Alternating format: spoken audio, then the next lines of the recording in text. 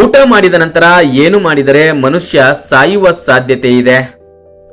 Options: ಸ್ನಾನ ಮಾಡುವುದು, ನಿದ್ರೆ ಮಾಡುವುದು, ಟೀ ಕುಡಿಯುವುದು, ಎಲ್ಲವೂ.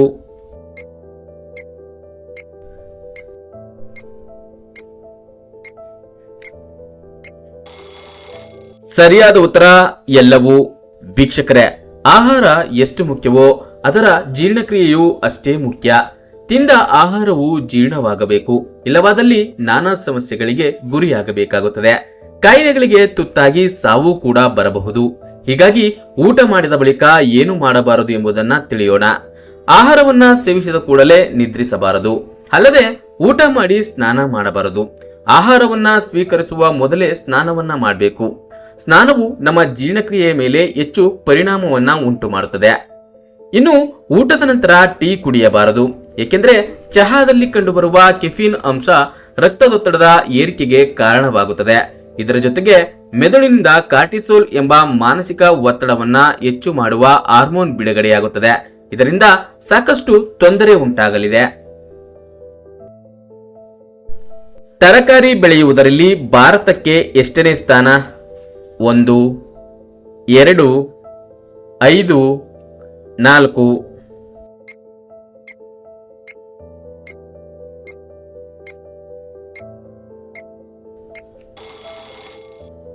ಸರಿಯಾದ ಉತ್ತರ 2ನೇ ಸ್ಥಾನ. ಬೆಳಿಗ್ಗೆ ಎದ್ದ ತಕ್ಷಣ ಎಷ್ಟು ನೀರು ಕುಡಿದರೆ ಆಯುಷ್ಯ ಹೆಚ್ಚುತ್ತದೆ? ಅರ್ಧ ಲೀಟರ್, 1 ಲೋಟ, 1 ಲೀಟರ್, 3 ಲೋಟ.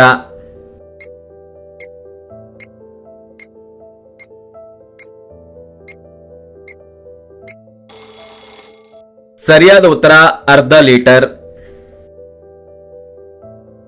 ಚೀನಾ ದೇಶದಲ್ಲಿ ಅತ್ಯಂತ ಪವಿತ್ರವಾಗಿ ಕಾಣುವ ಪ್ರಾಣಿ ಯಾವುದು? ಹಂದಿ, ನಾಯಿ, ಹಸು, ಕೋತಿ.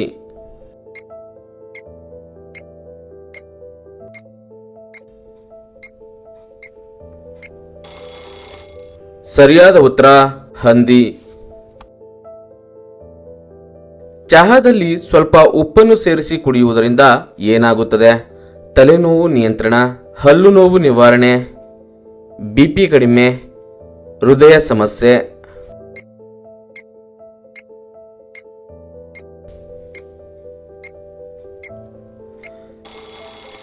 ಸರಿಯಾದ ಉತ್ತರ ತಲೆನೋವು ನಿಯಂತ್ರಣ. ಯಾವುದು ದೇಹಕ್ಕೆ ಹೆಚ್ಚು ಶಕ್ತಿಯನ್ನು ನೀಡುತ್ತದೆ? ಕಡಲೆಕಾಯಿ, ಜೋಳ, ದಾಳಿಂಬೆ, ಪಪಾಯ.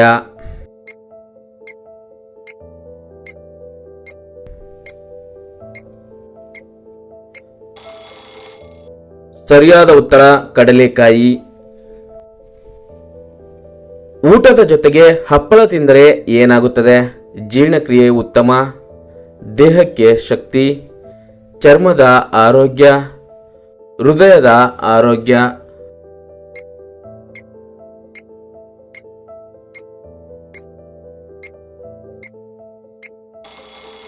ಸರಿಯಾದ ಉತ್ತರ ಎಲ್ಲವೂ. ವೀಕ್ಷಕರೇ, ಊಟದಲ್ಲಿ ಉಪ್ಪಿನಕಾಯಿ ಎಷ್ಟು ಮುಖ್ಯವೋ ಕೆಲವರಿಗೆ ಹಪ್ಪಳಗಳು ಸಹ ಅಷ್ಟೇ ಮುಖ್ಯ.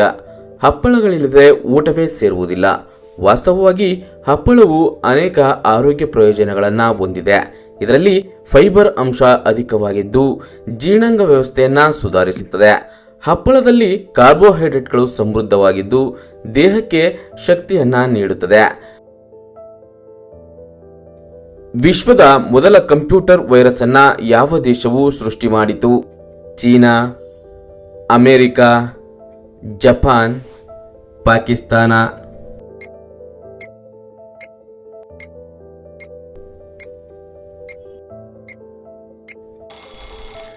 ಸರಿಯಾದ ಉತ್ತರ ಪಾಕಿಸ್ತಾನ. ವೀಕ್ಷಕರೇ, ಪಾಕಿಸ್ತಾನವು 1986ರಲ್ಲಿ ಬ್ರೈನ್ ಬೂಟ್ ಸೆಕ್ಟರ್ ವೈರಸ್ ಎಂಬ ಮೊದಲ ಕಂಪ್ಯೂಟರ್ ವೈರಸ್ ಅನ್ನ ರಚನೆ ಮಾಡಿತು. ಲಾಹೋರ್ನಲ್ಲಿ ಕಂಪ್ಯೂಟರ್ ಸ್ಟೋರ್ ನಡೆಸುತ್ತಿದ್ದ ಸಹೋದರರಾದ ಬಾಸಿತ್ ಮತ್ತು ಅಮ್ಜದ್ ಫಾರೂಕ್ ಅಲ್ವಿ ಈ ವೈರಸ್ ಅನ್ನ ಸೃಷ್ಟಿ ಮಾಡಿದರು. ಗ್ರಾಹಕರು ತಮ್ಮ ಸಾಫ್ಟ್ವೇರ್ ಅನ್ನ ಕಾನೂನು ಬಾಹಿರವಾಗಿ ನಕಲಿ ಮಾಡುವುದನ್ನ ತಡೆಯಲು ಈ ವೈರಸ್ ಅನ್ನ ಅವರು ಅಭಿವೃದ್ಧಿಪಡಿಸಿದರು. ಯಾವುದು ದೇಹದ ಉಷ್ಣತೆಯನ್ನ ವೇಗವಾಗಿ ಕಡಿಮೆ ಮಾಡುತ್ತದೆ? ಟೊಮ್ಯಾಟೊ, ಸೇಬು, ಬೆಲ್ಲ, ಬಾಳೆಹಣ್ಣು.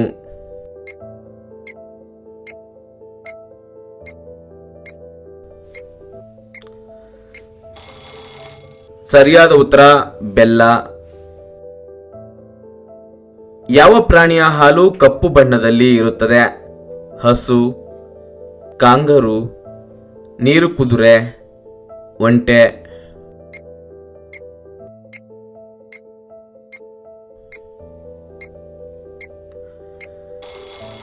ಸರಿಯಾದ ಉತ್ತರ ನೀರು ಕುದುರೆ.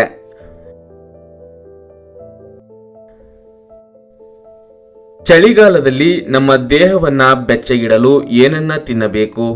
ಹಣ್ಣುಗಳು, ಬಾದಾಮಿ, ಕಡ್ಲೆಕಾಯಿ, ಐಸ್ ಕ್ರೀಮ್.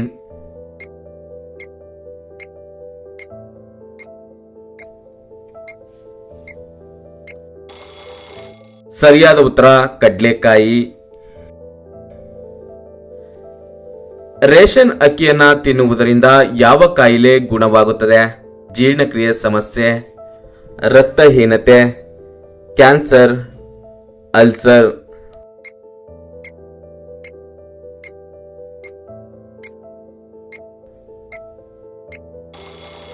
ಸರಿಯಾದ ಉತ್ತರ ಜೀರ್ಣಕ್ರಿಯೆ ಮತ್ತು ರಕ್ತಹೀನತೆ. ವೀಕ್ಷಕರೇ, ಬಡವರ ಆಹಾರ ಎನಿಸಿಕೊಂಡಿರುವ ಪಡಿತರ ಅಕ್ಕಿಯಲ್ಲಿ ಹಲವಾರು ಆರೋಗ್ಯ ಪ್ರಯೋಜನಗಳಿವೆ. ಈ ಅಕ್ಕಿಯನ್ನು ತಿನ್ನುವುದರಿಂದ ಮಧುಮೇಹಿಗಳಿಗೆ ಒಳ್ಳೆಯದು. ಮಧುಮೇಹವನ್ನ ಗುಣಪಡಿಸಲು ಈ ಪಡಿತರ ಅಕ್ಕಿಯನ್ನ ಮಧುಮೇಹ ತಜ್ಞರು ಶಿಫಾರಸು ಮಾಡುತ್ತಾರೆ. ಪಡಿತರ ಅಕ್ಕಿಯನ್ನು ಬೇಯಿಸಿ ತಿಂದರೆ ಜೀರ್ಣಕ್ರಿಯೆ ಸಮಸ್ಯೆಗಳು ಪರಿಹಾರವಾಗುತ್ತವೆ. ಅಲ್ಲದೆ ರಾಷ್ಟ್ರೀಯ ಕುಟುಂಬ ಸಮೀಕ್ಷಾ ವರದಿಯ ಪ್ರಕಾರ 67% ಮಕ್ಕಳು, 57% ಯುವಕರು ಮತ್ತು 57% ಗರ್ಭಿಣಿಯರು ರಕ್ತಹೀನತೆಯಿಂದ ಬಳಲುತ್ತಿದ್ದಾರೆ. ಹಾಗಾಗಿ ಈ ಅನ್ನವನ್ನು ತಿಂದರೆ ವಿಟಮಿನ್ ಸಿಗುವುದಲ್ಲದೆ ರಕ್ತಹೀನತೆ ದೂರವಾಗುತ್ತದೆ. ಅದೇ ರೀತಿ ತೆಳ್ಳಗಿರುವವರು ದಿನನಿತ್ಯ ಇದನ್ನು ತಿಂದರೆ ತೂಕ ಹೆಚ್ಚಾಗುತ್ತದೆ.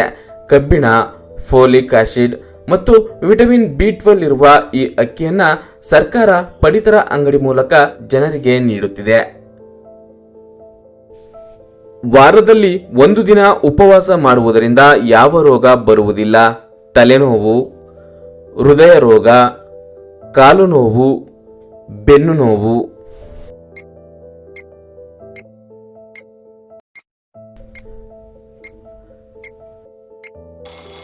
ಸರಿಯಾದ ಉತ್ತರ ಹೃದಯ ರೋಗ. ಜ್ವರ ಬೇಗನೆ ಕಡಿಮೆಯಾಗಲು ಯಾವ ಹಣ್ಣಿನ ರಸ ಸೇವಿಸಬೇಕು? ನಿಂಬೆಹಣ್ಣು, ಮಾವಿನ ಹಣ್ಣು, ಕಿತ್ತಳೆ ಹಣ್ಣು, ಪಪಾಯ ಹಣ್ಣು.